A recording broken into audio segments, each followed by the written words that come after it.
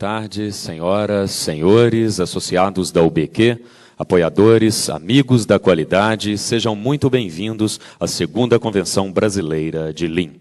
No cumprimento de sua missão de contribuir para o desenvolvimento sustentável da sociedade, das organizações e das pessoas, por meio do debate de ideias e a difusão de conceitos e práticas da gestão da qualidade. A UBQ sente-se honrada com a presença de todos e espera realizar hoje mais uma convenção com a mesma dedicação, empenho e qualidade, marcas registradas em sua história ao longo dos seus 30 anos de existência. E para viabilizar a realização dessa segunda edição, esta convenção conta com o apoio da Copasa, Fiat Automóveis e VIM do Brasil. Este evento é o resultado efetivo do trabalho dos grupos de estudos Lean Hospitalar, Construção Civil, Automotivo, Mineração e Metalurgia, que determinam, através de ações coletivas, as evoluções aplicáveis em cada edição. Para esta convenção, o grupo de estudo de Lean definiu por consenso que o objetivo seria premiar todas as empresas participantes, que receberão placas por destaque de participação e medalhas ao término de todas as apresentações. Atenção, nós solicitamos a todos quanto ao uso de aparelhos celulares nas dependências do auditório, de forma a preservar a atenção para os trabalhos e as apresentações. Pedimos a todos que preencham a ficha de avaliação do evento, que se encontra no material que os senhores receberam na entrada do auditório, e entreguem ao final às recepcionistas. Senhoras e senhores, convidamos para um pronunciamento de abertura a senhora Silvana Risioli, presidente da União Brasileira para a Qualidade. Senhoras, senhores, boa tarde. Boa tarde a todos. É com muita satisfação que damos início à segunda Convenção Brasileira de Lean, as melhores práticas do pensamento enxuto, realizada pela União Brasileira para a Qualidade, UBQ. Tenho certeza de que o sentimento de vocês é semelhante ao nosso. Estaremos apresentando daqui a pouco resultados muito interessantes, obtidos em ganho de qualidade e redução de perdas. E isto tem um significado que faz toda a diferença para as empresas participantes. Que o esforço coletivo de todos pela competitividade e pelo fortalecimento dos indicadores de produtividade e competitividade está valendo a pena. E que a valorização do capital humano é também um diferencial competitivo de muito peso.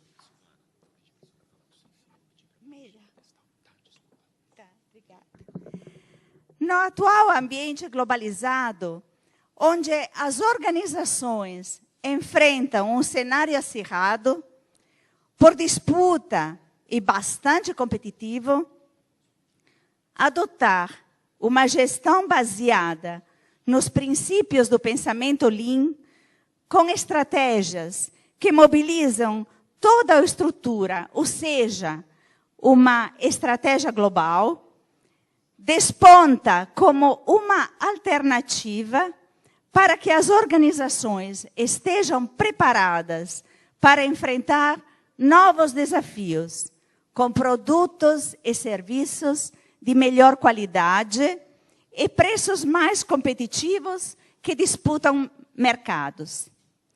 Os projetos a serem apresentados hoje, com a indicação das metas cumpridas, redução de perdas e desperdícios, aprofundamento de metodologias e desenvolvimento de melhores ferramentas de produtividade e qualidade, corajosamente também propiciam a orientação e a criação de bases sólidas para a inovação.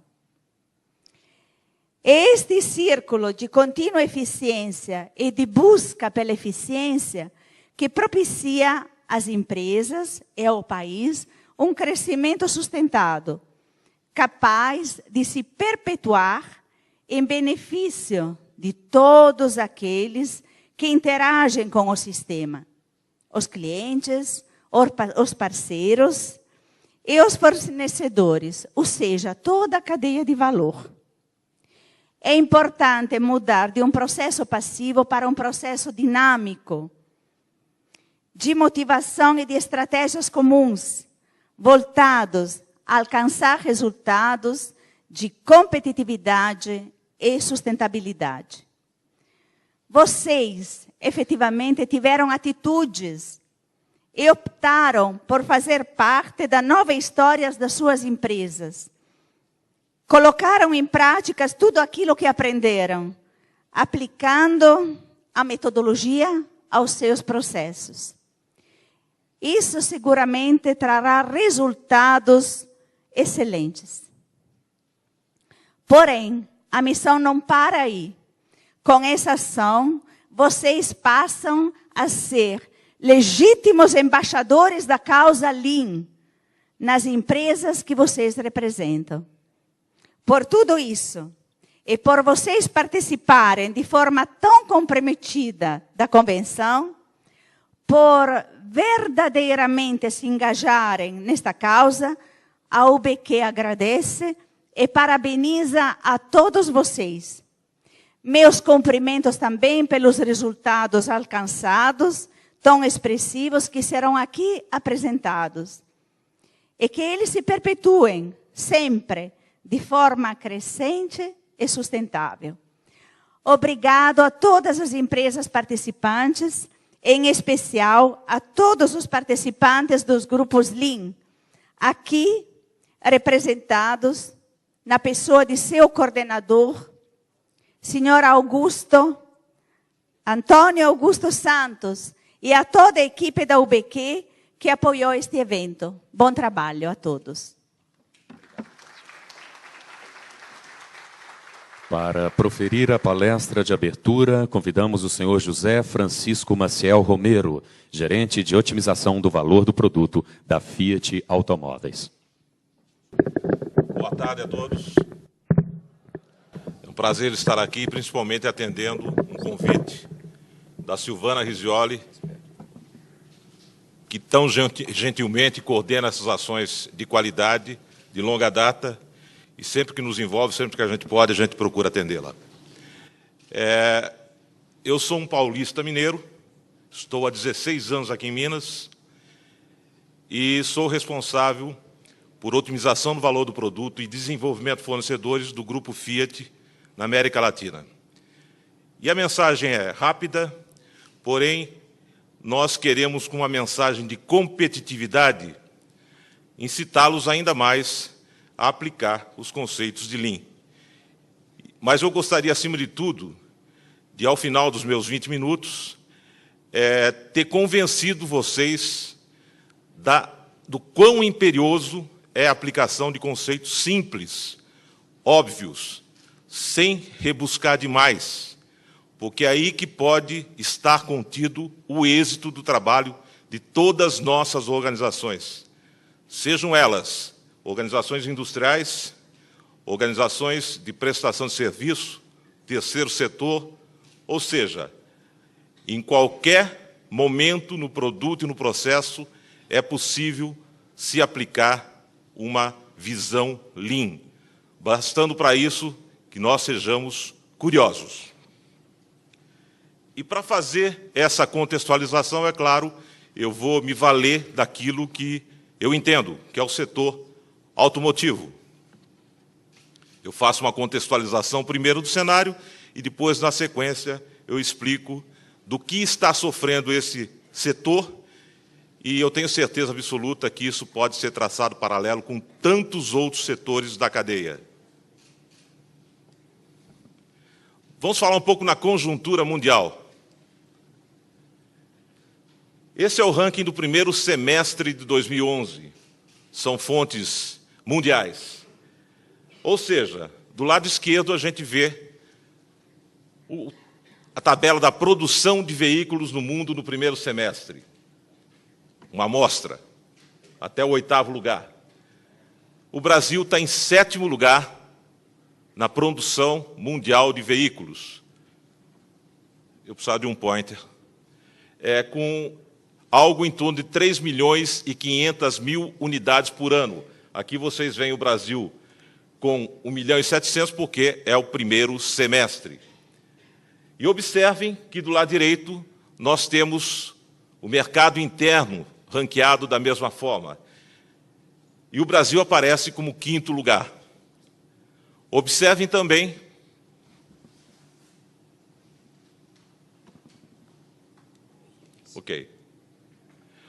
Observem também que existe uma correlação entre classificações. A China, que é o primeiro lugar absoluto, e ela galgou essa posição há 2 anos atrás, ela se repete a nível produtivo e a nível de mercado interno. Estados Unidos, Japão, Alemanha. Daqui para baixo começa a mudar. Nós estamos atrás de Coreia do Sul, que tem a dimensão de 2 estados de São Paulo, estamos atrás da Índia e ocupamos o 7º lugar. Isso quer dizer que esse gap significa que nosso mercado está completamente aberto. A quem? A quem está produzindo muito mais do que o próprio país. Então, não é justo que nós reservemos essa fatia de mercado para empresas que não estão...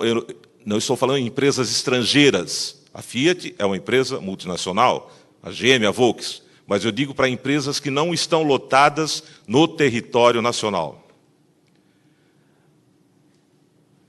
No próximo gráfico, mais uma evidência.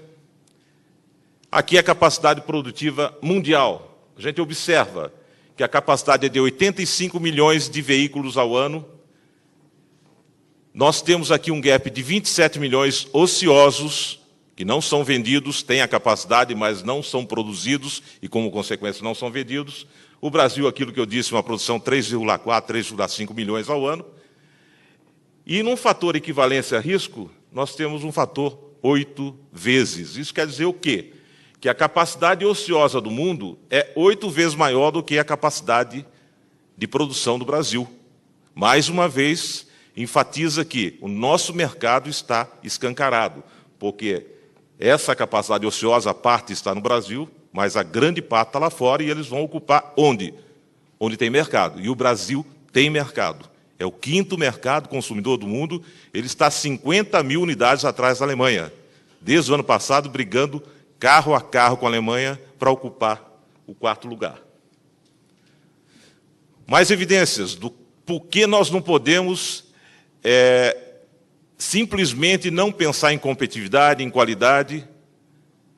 Aqui nós vemos a densidade de veículos por habitante. A gente observa que o campeão, com total hegemonia, Estados Unidos, tem uma frota de 250 milhões de veículos, ou seja, 1,2 habitantes por veículo. Depois nós vamos aqui no Brasil, 6,5. Olha só a Argentina, 4,5. A densidade lá é melhor do que no próprio Brasil. Fazendo uma síntese desse apanhado, tem muito espaço, muita gente carente de mobilidade. Muita gente carente.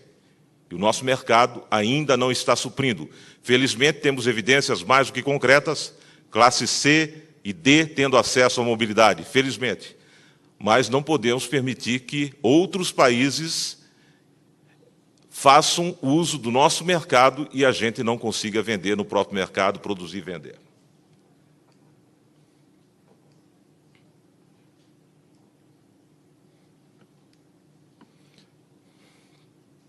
Bem, mais evidências. O que os países estão fazendo para incentivar, não é para proteger, é diferente de proteção de incentivo. Marrocos, com uma série de ações, eu destacaria, se vocês puderem ler, as ações em vermelho, que elas são as mais importantes, não que as outras não sejam, mas são ações que são diferentes das ações tomadas no Brasil. Então, por exemplo, no Marrocos, eu destacaria auxílio na taxa de folha de pagamento por 2 anos para quem se instalar no Marrocos. O Marrocos, para quem não sabe, junto com Tunísia, tem o maior nível de produção de chicotes e de cabos elétricos do mundo. É uma concentração enorme. Na Alemanha, que é o 4º lugar na nossa frente, investimento de 22 bilhões de euros em pesquisas e desenvolvimento. Dedução de custos em pesquisas e desenvolvimento como despesas regulares. Tudo que você investe em pesquisa, você tem o abatimento em outras despesas. Na Coreia, plano de longo prazo com o governo e suporte da sociedade. Integração completa da cadeia de fornecimento. Só para vocês terem uma ideia, a Hyundai, que está no nosso mercado, ela tem uma usina de aço integrada a uma fábrica de veículos, a um supply chain, a um supply park, desculpe, no mesmo território e um porto para escoar a produção. Tudo no mesmo espaço. Aqui não nos é permitido esse tipo de ação por hora. Então, os nossos custos, o custo do Brasil como um todo é muito maior. O outro ponto, 40% de crédito para tecnologia e despesas com treinamento. O governo dá crédito, ele não te paga, mas ele permite que você gaste em outras ações. 7% de crédito na aquisição de ativos para P&D, tipo laboratórios. O México, que é um parceiro comercial nosso, nós temos um acordo bilateral, por isso que vocês veem tantos Fusion, agora o Fremont da Fiat, o 500 da Fiat, entrando no mercado americano e também na América Latina, via México. Estamos dando empregos no México. Dedução de 37% sobre o imposto de renda para investimento em pesquisa e desenvolvimento. Não é à toa que esses países estão bem ranqueados. Desenvolvimento e implementação de Sistema Nacional de Competência na indústria automotiva. Todo mundo trabalhando no mesmo diapasão. Vamos ver a Índia. Objetivo de contribuir com 10% do PIB, a indústria automotiva, e criar 25 milhões de empregos. Nosso governo está se regozijando por fechar 2011 com 2 milhões. É uma cifra significativa, mas nos parece pequena em relação ao que o mundo está fazendo. Criação de 9 centros de excelência em P&D. A Índia é exímia em criar centros de tecnologia. E, finalmente, só nesse quadro, para a gente fazer alguma comparação, a China, que tanto nós falamos. Programas de financiamento, competitividade para despesas de CAPEX, que é investimentos em equipamentos, etc. Criação de 8 zonas de livre comércio para o complexo de produção automotiva. Não que não estejamos fazendo, mas estamos fazendo muito menos do que os outros países estão fazendo. Sem protecionismo. Agora vamos ver a conjuntura Brasil. Licenciamento de veículos novos. No período 2002-2010, nós vínhamos com um trend de crescimento da ordem de 11% na média. Quando a gente pega o acumulado de janeiro a setembro desse ano, esse trend baixou para 7,2%. Tudo indica que, em relação à atual política, contenção de crédito, inadimplência nesse segmento que tem crescido, os bancos têm contido um pouco o acesso ao crédito. Isso tem prejudicado bastante. O crescimento deve ser, na média do ano, de 5%, não de 7,2%, como estava até setembro. Mas observem aqui, linkando com tudo que eu falei até agora, o crescimento expressivo da participação dos importados. Nós estamos aqui, em 2010, estávamos com 18%. A previsão é que, nós estamos até setembro com 22,7%. A previsão é que a gente feche agora em dezembro com algo próximo de 24,5% de importados. Licenciamento de veículos novos, agora fazendo um comparativo, aquele eram vários anos, agora em setembro, em 2009, período janeiro a setembro, até 2011. A gente observa um crescimento nos nacionais de 4,3%, 1,1%. Um crescimento, eu diria, pífio. O que se observa no mesmo período também, de janeiro a setembro, comparando os mesmos períodos com os importados, crescimento de 1/3 ou mais, 34%, 35%. Mais uma vez corroborando com a minha tese de que nós estamos oferecendo os nossos capitais para o exterior. Exportação de autoveículos. vimos de uma forma razoável, crescendo acentuadamente aqui até 2005, da ordem de 30%. Agora estamos diminuindo os volumes de exportação de veículos na ordem de 7% ao ano. Se a gente pegar acumulado de janeiro a setembro de 2011, a gente vai observar que o crescimento da exportação foi 4,4%. Nós estamos tentando reagir um pouco, mas de uma maneira muito ainda humilde. Fazendo um pouco da análise da competitividade. Aqui a gente chama que esse é o gráfico da tesoura do diabo. O que acontece se eu fizer uma análise de 2005 até 2011? Nós tínhamos índices de exportação de 30%. 1/3 de tudo que nós produzíamos era vendido para o exterior. Eu estou falando, não é de Fiat, não. Isso aqui é mercado global, tá? E 5% nós importávamos. Em 2009, nós cruzamos uma fronteira perigosa, movediça. Hoje nós estamos, o número que vocês viram antes, 22,7%. Contra aquela tendência de crescimento, estamos em 14,8%.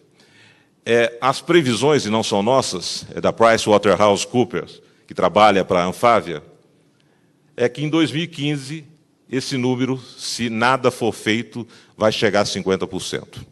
Isso quer dizer que 50% do nosso mercado vai ser dominado por produtos que estarão vindo de fora. Não é produto que, eventualmente, seja feito no Brasil por uma multinacional. Não é isso. Virá de fora. Mais evidências. Todos nós achamos que os custos no Brasil são baixos. Lê de engano. Já foi o tempo de custo baixo. A realidade que a gente vive hoje é completamente diferente. E aqui, para enfatizar, uma pequena comparação com países que efetivamente têm feito um bom trabalho a nível de competitividade. Se eu comparar a água, que é o insumo que todos nós usamos nas nossas operações, euro por metro cúbico, Argentina, Brasil, México, Europa. O mesmo acontece no gás, o mesmo acontece na eletricidade, pobre de quem é eletrointensivo. O custo é extremamente maior do que Europa, México, Argentina, em todos os vetores, apesar da disponibilidade, da riqueza, da matriz energética nossa, que é extremamente positiva, é uma das únicas no mundo. Preço do aço, cujo driver do aço pertence a quase todas as nossas empresas. Se nós fixarmos uma base 100 para o preço do aço, a tonelada do aço na China, a Índia está equiparada. A Índia é o 6º produtor mundial, lembram-se? O México, equiparado. O México produz basicamente para os Estados Unidos e América Latina. E o Brasil, 40% de diferença no aço. Não é fonte da Fiat, não. Horas para administrar a burocracia tributária. Enquanto na Índia uma empresa precisa de 300 horas no ano para administrar a burocracia, nós precisamos de 2.600. Isso é custo. Se eu pegar o mesmo veículo, hipoteticamente, e produzi-lo na China, eu vou produzi-lo a 100 moedas. Se eu produzi-lo na Índia, essa produção sairá a 105 moedas. No México, a 120 moedas, e no Brasil, a 160 moedas. Em consequência do quê? Custo Brasil, aço, energia, mão de obra, blá, blá, blá. Falando em mão de obra, custo na mão de obra. Todo mundo fala, não, o Brasil é um país intensivo em mão de obra, o custo é baixíssimo. A Índia, 1,2 euro por hora. Eu não estou dizendo se está justo ou não, é simplesmente uma comparação. China, 1,3. México, 2,6. Abastece Estados Unidos, Canadá, NAFTA e América Latina. Brasil, 5,3. Poxa, mas eu não ganho tão bem assim. Onde está esse dinheiro? O meu funcionário não ganha tanto assim. Onde está esse dinheiro? Eu entendo que vocês têm a resposta, mas vamos tentar ajudar. Vamos falar um pouco na demanda e oferta de mão de obra qualificada. Hoje estamos sofrendo de uma forma intensa a falta de recursos, de mão de obra qualificada, não só no segmento industrial. Se vocês observarem, na hotelaria a mesma coisa, prestação de serviços como um todo, quem estiver fazendo uma reforma, uma pequena reforma, sabe da dificuldade em encontrar mão de obra qualificada. Um mestre de obra pode estar ganhando hoje R$ 7.000, um pedreiro R$ 3.000. O primeiro ponto, falta mão de obra qualificada, e isso incita a pirataria. O hotel A tira mão de obra qualificada do hotel B, porque não tem formação suficiente. Estruturalmente, o país está com problemas sérios. Está em crescimento, vai crescer mais ainda, mas tem que cuidar da sua estrutura. Um outro fator, os aposentados estão retornando, ou aqueles que poderiam aposentar não estão podendo aposentar, porque a empresa tem interesse que eles se mantenham no cargo, porque têm experiência. Nunca se viu tantos programas de estagiários e trainees. Eu, lendo a Veja dessa semana, uma empresa foi no ITA, com 2 anos de antecedência, buscar pessoas e já encontrou a fila fechada, com 2 anos antes de formado. Nunca as empresas investiram tanto em universidades corporativas. As empresas estão assumindo um papel que é delas, mas até então se imaginava que seria só do governo. Retenção. Nós temos a geração Y e outras gerações, e a retenção é algo problemático. Como existe uma pirataria, existe um movimento muito intenso de mão de obra. E ninguém se ajuda. Simplesmente isso aí está prejudicando o sistema como um todo. Novos investimentos, pré-sal, ferrovias, hidrelétricas. Eu estive em Pernambuco semana passada, em férias, eu nunca vi tanta máquina rodando num estado único. Terraplenagem, tem rodovia, tem aqueduto, tem estaleiro, tem a Fiat se instalando, uma loucura. E não tem a sustentação de mão de obra qualificada. Temos a Copa, temos as Olimpíadas e por aí vai. O governo atacou a quantidade. Hoje nós conseguimos matricular as nossas crianças na escola, não falta escola para ninguém, felizmente, mas não conseguiu ainda enveredar pelo segmento mais importante, que é o da qualidade do ensino. Estamos empurrando nossas crianças a passarem de ano. E o custo da mão de obra, ele tem aumentado por conta de tudo isso. E nem sempre quem tem a vantagem é o trabalhador.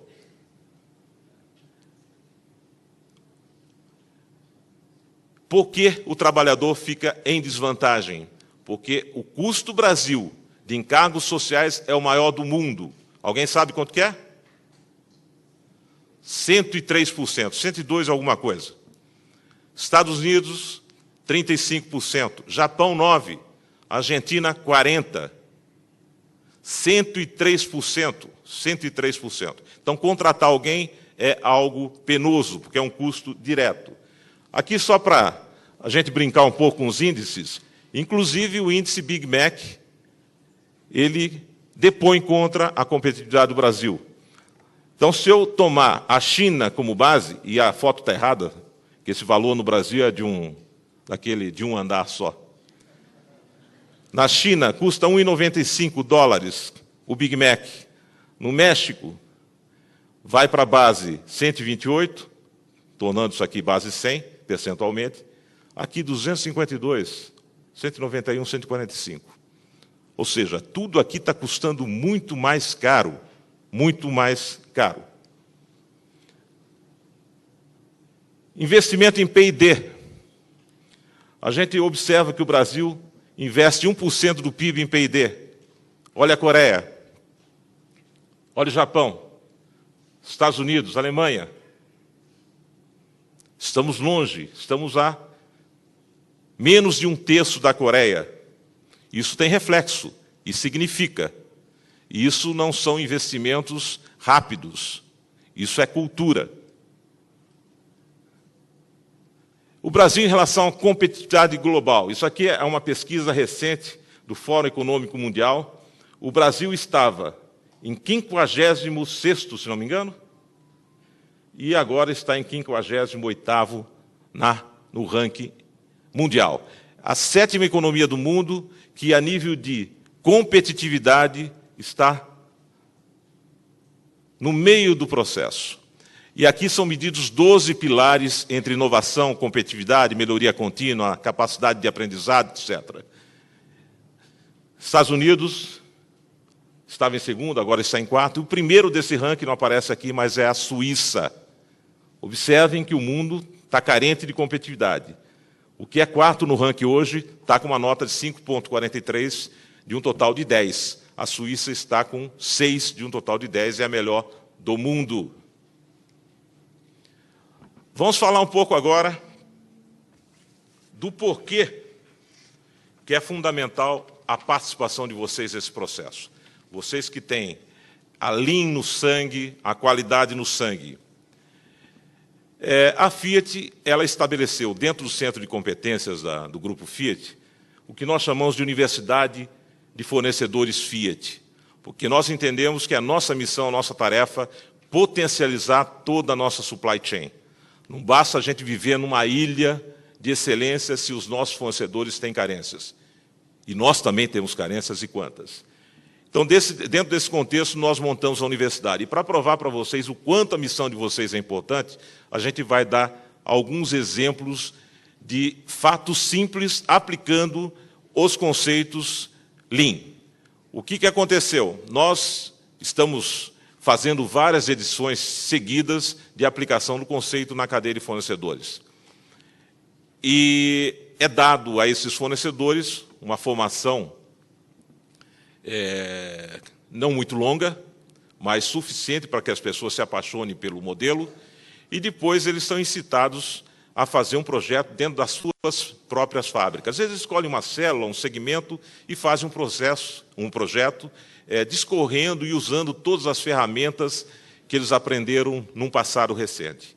Sempre monitorado por padrinhos, tutores das empresas do Grupo Fiat América Latina e mesmo de fornecedores. E os resultados são fantásticos.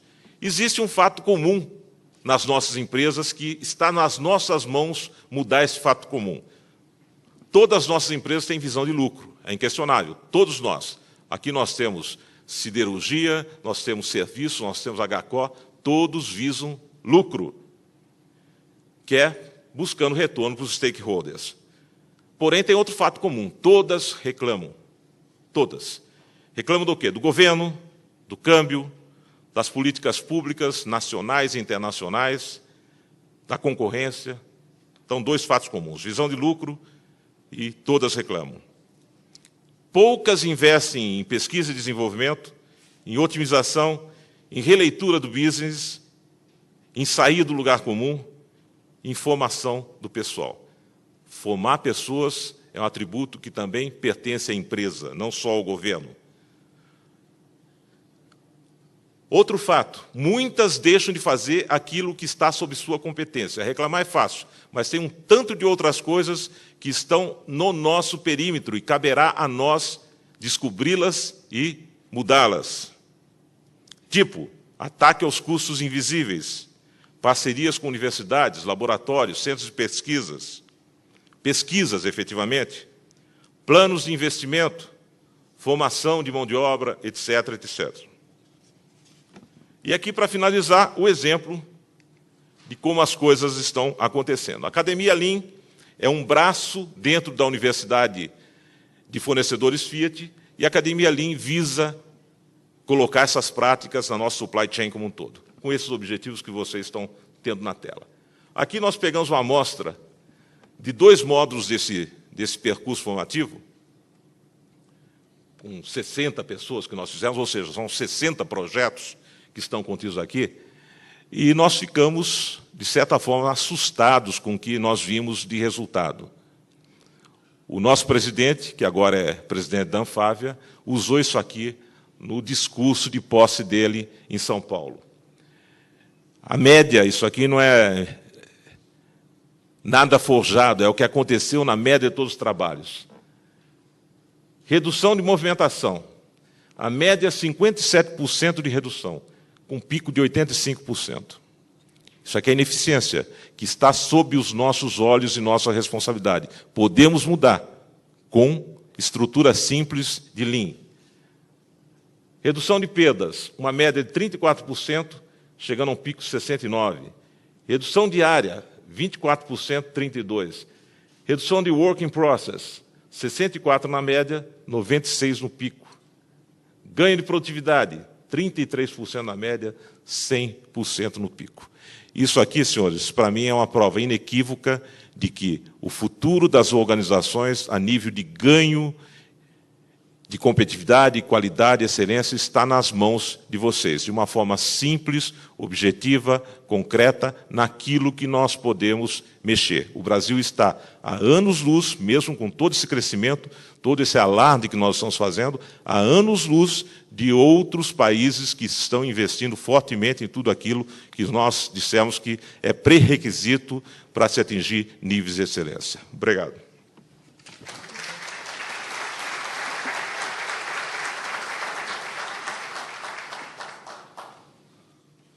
Nossos agradecimentos ao palestrante, senhor José Francisco Maciel Romero, pela participação neste evento. Senhoras e senhores, daremos início agora às apresentações dos projetos Lean, lembrando a importância do cumprimento do tempo pré-estabelecido de 25 minutos para a apresentação de cada caso prático. Convidamos o senhor Kilson Nascimento, diretor técnico da construtora Castelo Branco, para apresentar o projeto Lean no PCP de edifícios altos. Boa tarde. Na verdade, eu estou aqui representando o nosso diretor técnico, o Kilson Nascimento. Eu sou o engenheiro Willy Castelo Branco. E, além de estar representando ele, eu estou representando a construtora Castelo Branco e o estado do Pará e o estado do Ceará. O Ceará é o nosso estado de origem, e o Pará, nós já estamos há 5 anos lá. Pode passar. Só lembrando que o Bruno Cristino está aqui também, está me dando um apoio. Ele disse que eu não podia esquecer o nome dele. Quem somos? Aqui a gente tem a construtora Castelo Branco, ela tem 23 anos, trabalhando com construção civil. Eu vou destacar, tive que ensaiar bem para cumprir o tempo, então... Eu vou destacar aqui que, desde 2004, a gente está implantando a filosofia do pensamento enxuto e da construção enxuta. E, em 2006, nós abrimos a nossa filial em Belém. Eu estou lá desde essa época, desde 2006, e, durante esse período, eu estou ministrando lá o curso de construção enxuta no Senai, no Cidusconde lá. Então, já são 6 anos, 5, 6 anos. Pode passar. A nossa área de atuação, a gente atua em edifícios residenciais, resorts, shoppings, hotéis. A gente tem hoje 2.000 funcionários e 12 obras em andamento. São 300 mil metros quadrados que estão em construção. Nós temos já 25 obras entregues, com mais de 400 mil metros quadrados já entregues. Pode passar. Para eu poder cumprir o tempo, né? Aqui eu tenho a descrição dos problemas e, no próximo slide, pode passar, eu tenho as causas dos problemas. Eu sempre gostei daquela frase que uma imagem vale mais do que 1000 palavras. Então, eu separei aí algumas fotos, a gente vai ver algumas fotos. Em 2006, quando a construtora foi para o estado do Pará, nós fomos contratados para executar essa obra que vocês estão vendo aí. Então, essas fotos foram tiradas com 3 dias, foi um diagnóstico que a gente fez, com 3 dias que iniciou, que a gente estava lá, a gente tirou as fotos, até a pedido do dono da empresa que nos contratou, e ele pediu que, depois que a gente fizesse a transformação Lean, a gente chama de transformação Lean, é parecido com aquela transformação da Xuxa, né, que pega a pessoa feia e deixa ela bonita. Então, aí vocês estão vendo a pessoa feia ainda, né, a obra ainda não arrumada. Eu não sei quem aqui é de construção civil, quem for talvez ache até um pouco normal, quem não for vai ficar espantado aí com a organização, né? Quem for das outras áreas, então, das outras indústrias.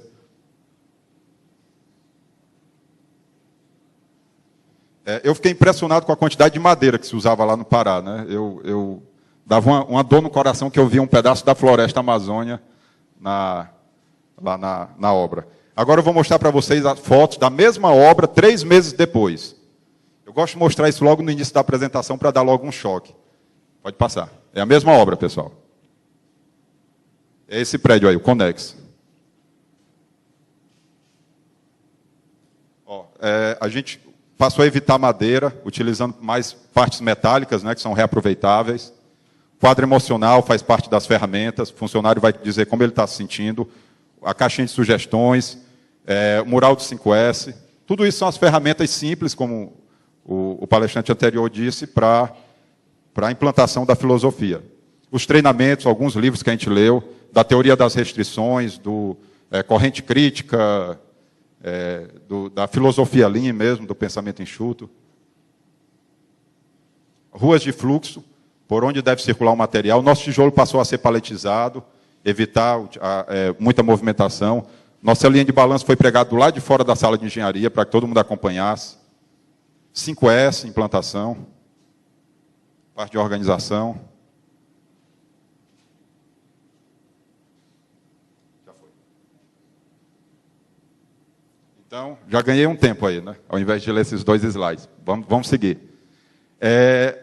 Nós desenvolvemos, desde 2004, quando a gente iniciou, nós desenvolvemos uma metodologia de trabalho, uma metodologia de gerenciamento de obras. Foi até o que deu esse crescimento na consultora. Eu falei para vocês, né? A gente tem 400 mil metros quadrados em 25 obras entregues. Hoje nós temos 12 obras em andamento com 300 mil metros quadrados. Então, para que nós pudéssemos gerenciar isso, nós tivemos de criar uma metodologia de trabalho, é o PS37. O PS37 são 3 P's e 7 S. Né? O primeiro P é pressupor. Pode passar. No pressupor, nós temos as restrições e premissas. As restrições, o nome já diz, é aquilo que limita as nossas ações. E para a gente combater as restrições, nós precisamos o quê? De ter as premissas para poder bolar o nosso plano de ataque. Os pressupostos de produtividade são os índices de produtividade. Então, se eu vou trabalhar, eu acredito que na indústria seriada isso seja comum, mas na construção civil não é. Muita gente constrói sem ter conhecimento de índice de produtividade. Então, nós tivemos que levantar os nossos índices de produtividade, levantar os nossos quantitativos, para com isso a gente conseguir determinar alguns fatores de dificuldade para alguns serviços, para com isso a gente conseguir fazer o nosso planejamento, que eu costumo dizer que é o nosso mapa por onde a gente tem que seguir. O segundo P, predeterminar. Ensaio de recurso. O ensaio de recurso é a determinação das datas de início e fim de cada atividade. Então, eu tenho numa obra N atividades. Eu tenho que pegar as principais atividades e, para essas principais atividades, eu determinar a minha data de início e a minha data de término. Então, isso aí, com isso eu vou gerar o meu ensaio de recurso e vou, dentro da filosofia, eu vou criar as minhas células de produção de curto prazo, que são o agrupamento dos serviços, a determinação das pessoas que vão executar aquele serviço com data de início e término, para que eu possa, com isso, controlar a minha produtividade e o meu prazo. Acabar, eu não sei se aqui em Belém tem muito, mas atraso de obra. Né? Eu vejo muito, pelo menos em revista, eu acredito que aqui ocorra também. Atraso de obra. Se a obra atrasou, tem que ter um porquê. E esse porquê está muito determinado no planejamento. Porque se você tem um planejamento, dificilmente, e você está seguindo, dificilmente você vai deixar de cumprir. A gente hoje, lá em Belém, a gente está construindo um shopping, já foi metade do prazo, e a gente está dentro do prazo, é um prazo super apertado, que a cidade inteira disse que a gente não vai entregar. Pode passar. O primeiro S é subordinar. Subordinar é a nossa ordenação de ataque, né? A rede de precedência. Tem os recursos adotados, aí um modelo dos recursos adotados. Quais são os materiais que eu vou usar? Também já vi demais em obra. Inicia o serviço, se contrata os funcionários, cadê o material para usar? Não foi comprado. Parece absurdo, mas acontece. Então, você tem que determinar quais são os recursos que você vai adotar. Não só de mão de obra, mas de mão de obra e material. Com isso, você monta a sua linha de balanço. Então, isso daqui, eu tenho aqui o tempo, e nesse sentido eu tenho os serviços. E aqui, quando eles vão ocorrer. Não sei quem aqui conhece de linha de balanço, mas o fundamento dele é esse. Dela é esse, né? Dá o prazo, dá o tempo, e a nossa linha de balanço ela é atrelada à parte financeira. Então, dá toda a parte financeira também da nossa obra. Aí a gente está ensaiando a linha de balanço, montou uma primeira linha de balanço, viu que tem um choque. Eu não posso fazer a alvenaria do 10º andar se eu não tiver feito a estrutura, se eu tiver com a minha estrutura no 8º. Porque eu não consigo arranjar pedreiro que faça alvenaria no espaço, né? Ele tem que ter o chão para estar fazendo a alvenaria. Então, esse caso a gente está vendo que teve um choque. Então, a gente reensaia, e aí, sem o choque, os serviços estão ocorrendo sem que haja choque entre as atividades. Esse aí é o correto, pode passar. O gráfico de Gantt a gente utiliza para o acompanhamento do serviço, serviço que iniciou, serviço que está no prazo, serviço que está atrasado, vai. Ainda no subordinado, todo funcionário que é contratado, estou dificultando a filmagem aí, andando, vou parar um pouco mais. Todo funcionário que é contratado, ele responde um questionário. Nesse questionário, ele vai receber as informações da construtora, como a construtora trabalha. E ele vai determinar se ele quer ou não fazer parte da construtora. Porque, às vezes, acontece caso do funcionário, na hora do questionário de contratação, ele diz, não, disciplina demais, não vai dar para mim, eu prefiro não entrar. Então, isso aí entra no subordinado também. Produzir, o terceiro P. A prototipia. Todo serviço que a gente inicia, como eu disse, a construção civil ela é cíclica. Então, hoje eu contrato os carpinteiros e os ferreiros, vou fazer a parte de carpintaria e ferragem, daqui a alguns meses, 2 meses, 3 meses, 6 meses, esses carpinteiros e esses ferreiros ou vão ser transferidos para outra obra ou vão sair. Então, o que acontece muito? O serviço, geralmente, ele inicia com a produtividade baixa, com a qualidade baixa, e ele vai do começo ao fim desse jeito. Então, o que a gente faz? A gente inicia o primeiro pavimento, o primeiro serviço, não necessariamente no primeiro pavimento, e a gente faz a prototipia, a gente faz um acompanhamento bem próximo desse serviço, do ciclo desse serviço, tanto na qualidade quanto na produtividade. E para combater já no primeiro andar, na primeira célula de produção, já para combater todas as falhas, todos os problemas, para que não ocorram nas próximas etapas. Um prédio de 30 andares, se eu corrigir tudo no andar 1, eu vou ter 39 andares, 29 andares trabalhando de forma mais correta. Pode passar. Ainda não produzir controle de qualidade na execução. A gente entrega para os funcionários o CQE, é um caderno onde está lá todas as plantas que ele precisa para executar o serviço que foi determinado a ele.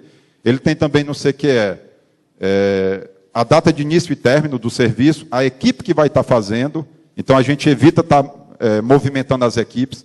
A equipe ela recebe uma missão, ela tem que cumprir aquela missão, não fica atacando um canto, atacando outro canto. E dentro do CQE tem também a questão da... Pode passar. Dentro do CQE, aqui um exemplo do controle da célula de produção. Dentro do CQE, ele tem também o controle da qualidade. A gente tem as planilhas de controle de qualidade, que o serviço vai ser controlado. Vou mostrar para vocês um pouquinho mais na frente quem é que controla essa qualidade. E aqui a gente tem a medição enxuta. Então, a gente determinou, a gente fez um sistema diferenciado de controle de produção. Então, para cada serviço, a gente determina um prazo e determina um valor para o serviço. A equipe que vai executar o prazo e um valor. Então, esse valor, ele é lançado numa moeda interna, chamada Lean. Então, essa moeda, se ele vai fazer um serviço de 10 dias, se for um pedreiro, vai ter um preço, se for um carpinteiro, vai ter outro, e tem a moeda. Então, essa moeda ela tem um valor. O valor dessa moeda, quando ele chegar no final do mês, de acordo com a quantidade de serviço que ele executou, ele vai contar quantas moedas ele tem. Vocês vão ouvir na música, que eu vou mostrar para vocês no vídeo, tem um pedacinho de uma música, que o pedreiro fala lá que o que ele quer mesmo é ganhar a Lean, né? É ganhar a moeda. Então, ele chega no final do mês, conta quantas moedas ele tem e vê quanto é o valor que ele vai tirar no mês. Na construção civil é muito variável. O valor que o operário vai ganhar, ele varia muito. Então, varia de acordo com o que ele produz. Pode passar. Aqui quem está controlando a qualidade. Então, eu tenho 2 pedreiros controlando a qualidade aí do esquadro de um apartamento. São os cheques Leans, as checagens enxutas. Eles acompanham antes, durante e após o serviço. Antes, para ensinar, durante, para evitar o erro, e após, infelizmente, quando o erro ocorre, para poder enxergar o erro e corrigir. Se o erro passa para a próxima etapa, vocês sabem que ele é multiplicado por 10. Né? O prejuízo com ele é multiplicado por 10. E aqui a ficha de verificação de serviço. É o que ele vai preencher para dizer se está com qualidade ou está sem qualidade. Pode passar. Produção protegida. Muitas pessoas falam que na produção enxuta você não deve ter estoque. Na verdade, se você for estudar, você vai ver que existe o estoque padrão. O que é o estoque padrão? É o estoque mínimo para que dê segurança, a tradução é isso, é o estoque mínimo para que dê segurança para que você execute a tarefa sem falhas. Então, aqui no nosso caso, a gente está executando a tarefa no andar, é a alvenaria, e a gente tem 2 estoques de estoque padrão. Então, a gente não enxerga isso como desperdício, a gente enxerga isso como proteção à produção. É o estoque padrão. Pode passar. A produção puxada, a gente utiliza os Kanbans, também é da filosofia Lean. Eu tenho aqui, não sei se está dando para vocês enxergarem, está escrito cimento, a plaquinha está vermelha, e está o símbolo de puxada, a construção enxuta, que é esse círculo. Então, quer dizer, essa plaquinha estava verde, quando tinha um estoque suficiente. O estoque fica no subsolo, a engenharia fica no primeiro andar. Então, o estoque chegou no estoque mínimo, o betoneiro, que é quem bate o traço com a argamassa, com o cimento, ele já é orientado, chegou no estoque mínimo, ele sobe para o primeiro andar e vira a plaquinha vermelho. Bem simples, uma coisa bem básica, mas que ajuda muito na obra a evitar a falta de material. E aqui eu tenho o FIFO, né? Também pode se chamar de PEPS. Primeiro que entra, primeiro que sai. Eu tenho aqui umas chapeiras com os andares, e aqui os tipos de argamassa. Então, um pedreiro que está no 8º andar, ele vai pedir um traço de argamassa, ele vai precisar de um traço de argamassa. Ele passa pelo rádio para o betoneiro e fala que precisa de um traço de argamassa. Ele vai tirar um cartão aqui, um Kanban, que tem só o número 1, vai procurar aqui argamassa, então ele procura onde é que está escrita argamassa e vai para o andar. É parecido com a linha de balanço, né? Ele vai ver o serviço, o andar e vai colocar o Kanban. Aí, naquele Kanban está escrito o número 1 ou número 2, e ele vai seguir a sequência, é o sequenciador de argamassa. Ele vai seguir a sequência dos Kanbans para bater a argamassa. Primeiro que entra, primeiro que sai. Primeiro que pede, primeiro que recebe. Vai. Ambiente racionalizado. Já na implantação do 5S. Né? Vem os 5, são 7S, aqui a gente tem 5. A gente tem aqui a rampa, a gente tem que se preocupar com o recebimento do material. A construção civil ela é uma montagem. Você vai ter um terreno que está vazio, vai receber materiais, vai unir esses materiais para fazer a obra. Então, você tem que se preocupar com o recebimento, com a estocagem e com o transporte desses materiais. Então, como é que eu vou receber o material? Está aqui. Uma rampa, eu disse para vocês que a betoneira fica, no nosso caso, no subsolo. Então, eu vou receber por gravidade. Joga o cimento aqui, por gravidade, ele desce para o subsolo, bem